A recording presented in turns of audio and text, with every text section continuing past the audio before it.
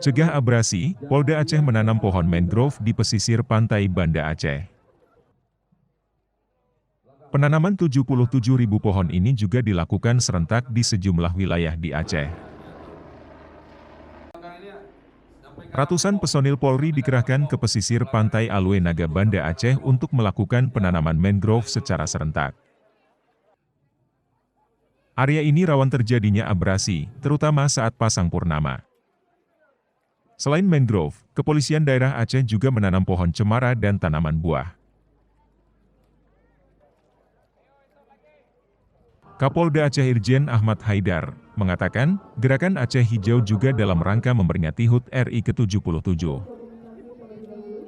Polda Aceh mengadakan penanaman pohon 77.000 di seluruh jajaran, baik Polda Aceh maupun jajaran, yang meliputi pohon mangrove dan pohon-pohon yang lain. Tapi terutama yang terbesar adalah pohon mangrove. Hal ini dilakukan dalam rangka untuk menyelamatkan pesisir Aceh, pesisir pantai Aceh.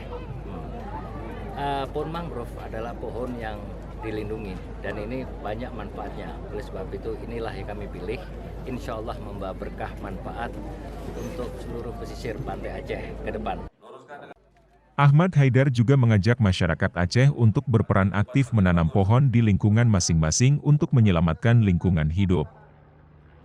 Tim Liputan Aceh Video.